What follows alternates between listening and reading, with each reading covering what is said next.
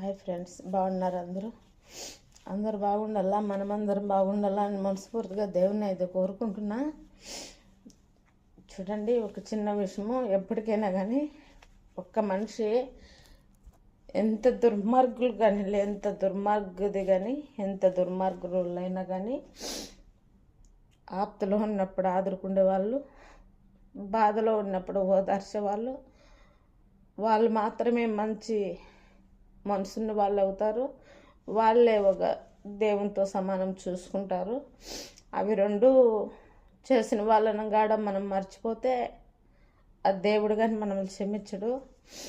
ఎందుకు అంటున్నానంటే, ఈ బాధ ఎవరైనా కానీ, ఇప్పుడు సపోజ్ నేనే ఉన్నా, ఏదో నేను బొగుసులో ఉన్నా, పరిగెత్తుతా ఉన్నా, తిరుగుతూ ఉన్నానని పిల్లలు పట్టించుకోకన్నా, ఇంట్లో ఫ్యామిలీ పట్టించుకోకన్నా నా ఇచ్చలేడిగా నేను తిరిగేసి ఉండొచ్చు.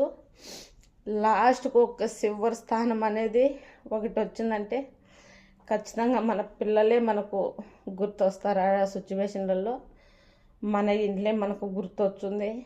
ఆ పరిస్థితులలో అలాంటప్పుడు నువ్వు ఫస్ట్లో అంత పరిగెత్తేసినావు, నువ్వు తిరిగేసినావు అనే లాస్ట్ చివరి తేదీలో ఉన్నప్పుడు మన దగ్గరికి వస్తే ఆ మంచిని తోసేయకూడదండి.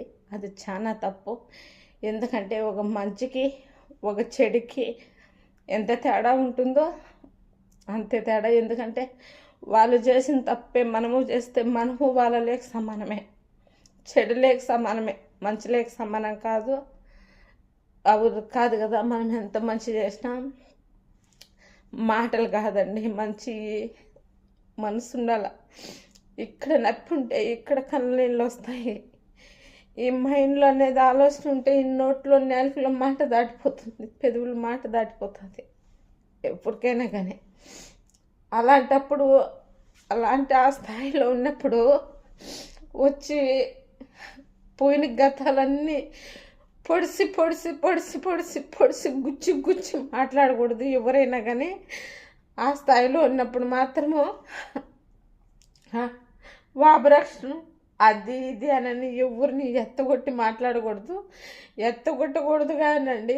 ఎందుకంటే ఎర్ర టెంటల్లో మనం నడుస్తూ పోతుంటే ఒక చెట్టు కనిపించిందంటే ఆ చెట్టు ఉన్నది, ఆ చెట్టు కిందకి పోతే కొంచెంసేపు నీడను కూర్చొని కొంచెం ఫ్రీ అవ్వచ్చునని ఆ చెట్టు చూస్తే ప్రతి ఒక్కరికి కానీ అదే కానీ అనిపిస్తుంది, అయా ఆలోచన వస్తుంది. కాబట్టి మనకి ఇష్టమైనటువంటి ఎవరన్నా ఉంటే వాళ్ళకి చెప్పుకుంటే కొంచెం గుండెల్లో బరువు తగ్గుతుందని కాబట్టి